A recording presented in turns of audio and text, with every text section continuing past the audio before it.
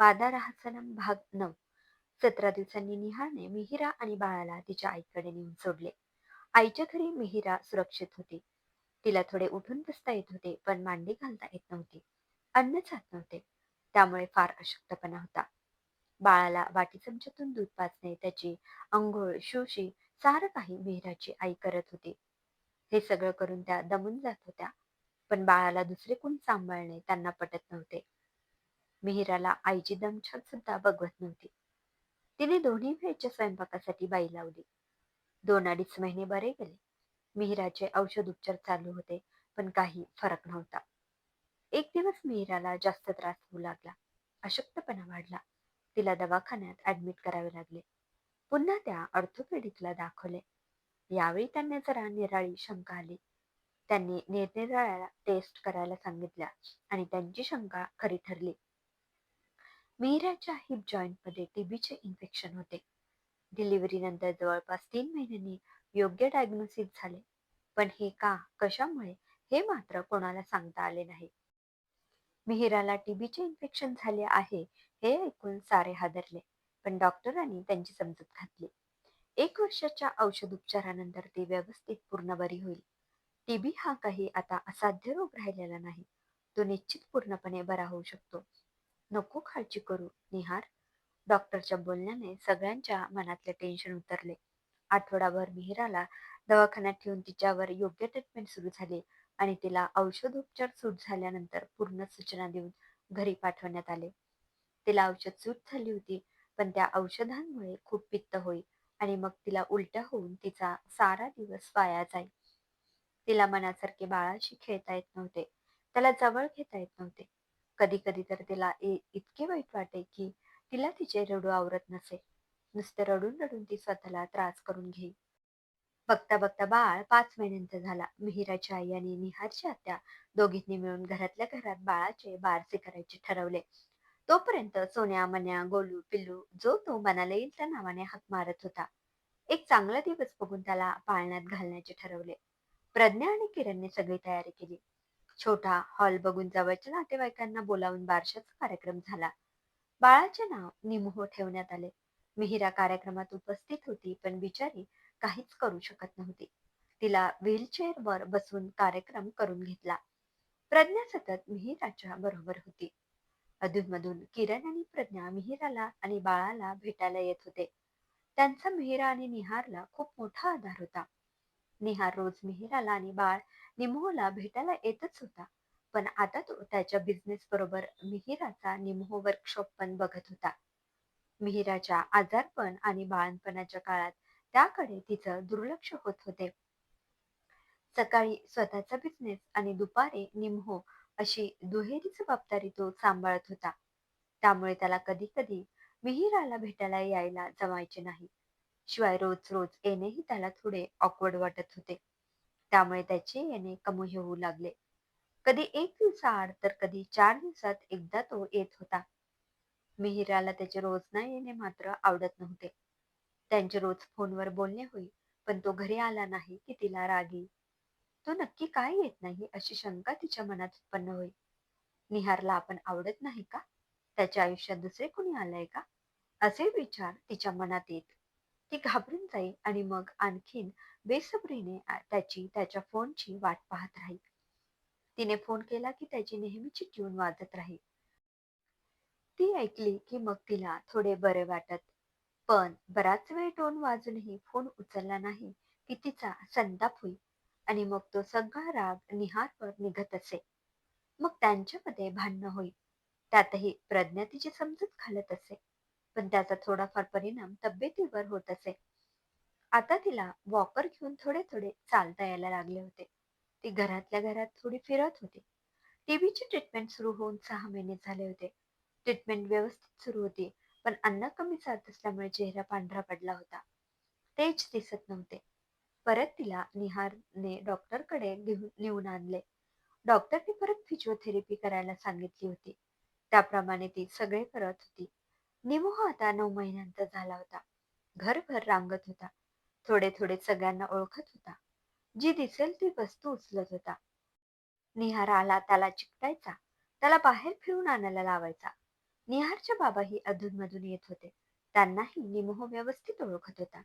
त्यांना उचलून घेता येत नव्हते, पण तो त्यांच्याबरोबर छान खेळायचा. मिहिराच्या आई बाबांना तर चांगलेच ओळखत होता. बाबा त्याला निरनिराळे उपाय करून बसवायचे. मिहिराची आई म्हणजे त्याची सबकूच झाली होती. जरा वेळ दिसली नाही की लगेच रडायला सुरुवात करायची. त्यालाही चालता येण्यासाठी आता वॉकर आणला होता. मिहिरा त्याच्याशी भरपूर बोलायची. तोही आता ताता, बाबा, दादा, आया अशी बडबड करायला शिकत होता. त्याच्या असल्यामुळे मिहिरा आणि इतरांचा दिवस अगदी छान जात होता. हम इंतजार करेंगे तेरा कयामत तक, खुदा करे की कयामत हो और तू आए. हे गाणं ऐकून निहारच्या गालावर हसू फुलले. मिहिराने तिच्या फोनवर ही ट्यून लावली होती. तिच्या ते गाणं लावण्याचा हेतू, त्यामागची आर्तता त्याच्या लक्षात आली होती. त्याने ठरवले होते तिच्याकडे जायचे. भराभर कामं आवरली आणि तो लवकर मिहिराला भेटायला गेला.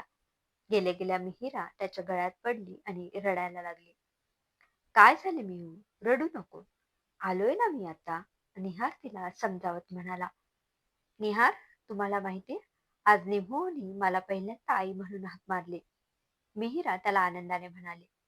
अरे वा, क्या बात है. निहार पटकन निमोहला उचलून घेत बोलला. आणि त्या खुशीत आमच्या रडूबाई 4 पावलं वॉकर न घेता चालल्या आणि धडपडल्या. हसत हसत मिहिराचे बाबा म्हणाले. अरे बापरे, कुठे लागले म्हणत निहारने परत मिहिराकडे मोर्चा वळवला. नाही लागले. मिहिरा लटक्या रागाने बाबांकडे बघत म्हणाली. म्हणजे आज 2 चांगल्या गोष्टी घडल्या.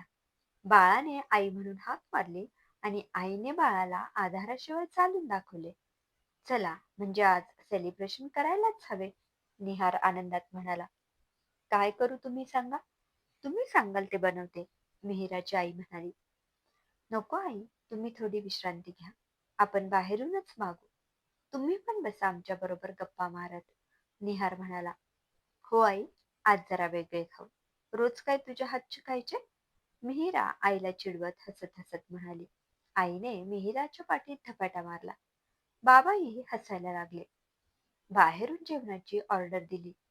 आई, बाबा, पुढच्या महिन्यात निमोचा पहिला वाढदिवस येतो आहे. बारसे छोटे झाले. आता वाढदिवस तरी मोठा करूया. त्याआधी मिहिरा, निमो बरोबर तुम्ही देखील आमच्या घरी या, निहार म्हणाला. हो, येऊ की. बाळाला आणि मिहिराला सोडायला, मिहिराची आई म्हणाली. सोडायला नाही आई, राहायला. निमोहला पण तुमचा सहवास मिळेल. तसेही तो तुमच्याच सवयीचा झाला आहे. आणि मिहिराला देखील सगळे मॅनेज करायला अवधी मिळेल. आणि मला आणि बाबांनाही खूप आनंद होईल. आजपर्यंत तुम्ही आमच्यासाठी खूप काही केले. आता आम्हालाही करता येईल, निहार म्हणाला. ते बघू, पण सोडायला तरी नक्की येऊ, बाबा म्हणाले. निमहो, मिहिरा आणि तिचे आई बाबा सगळेजण वाढदिवसाच्या आधी 8-10 दिवस निहारच्या घरी राहायला गेले. आज खूप दिवसांनी, जवळजवळ वर्षांनी मिहिरा आपल्या घरी येत होती. निहारने स्वतः मिहिरा आणि निमोला ओवाळून आत घेतले. हा कौतुक सोहळा बघताना आई बाबा आणि निहारचे बाबा अनामिष डोळ्यांनी बघत होते. त्यांच्या डोळ्यात पाणी होते. घरात प्रवेश केल्यावर मिहिराच्याही डोळ्यात पाणी आले. ती निहारच्या हाताला धरून हळूहळू सगळे घर फिरली. 4च खोल्या पण तिने आपल्या हाताने रिडेकोरेट केल्या होत्या. त्या जशाच्या तशा होत्या. एवढे फिरून देखील ती दमली. ती बसणार इतक्यात किरण आणि प्रज्ञा त्यांना भेटायला आले आणि गप्पा आणि हसी मजाक करत छान वेळ गेला. कितीतरी दिवसांनी मिहिरा निहार सोबत आपल्या बेडरूम मध्ये बसली होती. निहारने तिला जवळ बसवले आणि तिच्या डोळ्यात पाहत म्हणाला.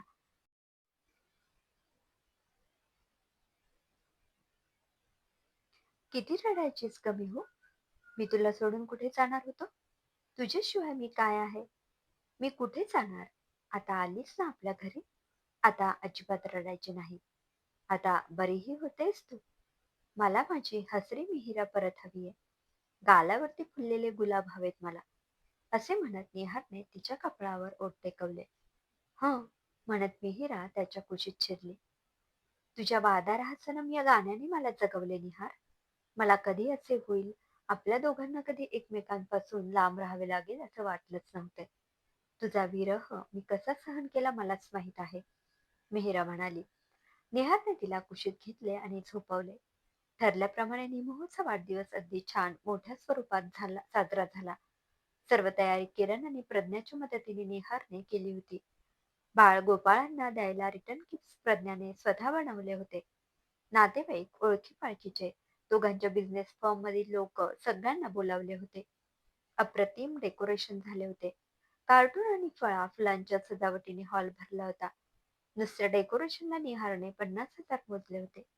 जेवणातही वेलकम ड्रिंक स्टार्टर्स पासून डेझर्ट पर्यंत सगळेच होते. मिहिरा खुर्चीत बसूनच येणाऱ्या प्रत्येक माणसाशी बोलत होती.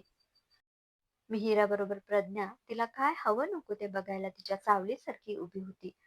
निहार सगळ्यांचे स्वागत करत होता. सगळेजण सोहळा बघून खूप खुश होऊन जात होते. बाळगोपाळ कार्टून आणि डेकोरेशन मध्ये रमून जात होते. निमहो संपूर्ण हॉल भर पळत होता. कार्यक्रम अगदी छान पार पडला. आता मिहिराची तब्येत अगदी सुधारली. वजन वाढले होते. अंगात ताकद आली होती.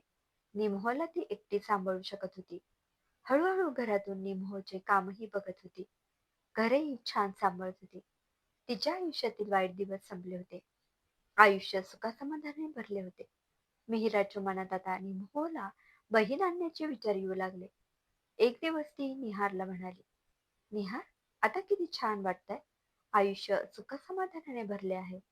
सगळे कसे अलबेल आहे. ऐक ना, मला वाटतंय निमोह फार एकटा पडतो आहे. त्याला सोबतीची गरज आहे. त्याला एखादी बहीण हवी ना? नाही मिहिरा, आता यानंतर तसा विचार देखील करू नको. एकदा मी इतके दिवस तुझ्यापासून दूर राहिलो. तुला बरेच काही भोगावे लागले. आता पुन्हा तेच नको. आता जर तुला काही झाले तर ते मलाच सहन होणार नाही. तुझा दुरावा मी आता अजिबात सहन करू शकत नाही. तुला हवेच असेल तर आपण एखादी मुलगी दत्तक घेऊ. पण पुन्हा तू चान्स नको घेऊ आणि माझ्यापासून दूर नको जाऊ. निहार म्हणाला. मिहिराला त्याचे विचार पटले आणि ती आनंदाने त्याच्या कुशीत गेली. त्यानंतर निहार आणि मिहिरा कधी वेगळे राहिले नाहीत. वादा रहा सनम होंगी जुदा न हम दोघांनी पूर्ण पाळले होते. समाप्त. लेखिका सौ हर्षाली प्रसन्न कर्वे. श्रोते हो, कशी वाटली ही कथा कमेंटमध्ये अवश्य कळवा. पुन्हा भेटूया एका नवीन कथेत. धन्यवाद.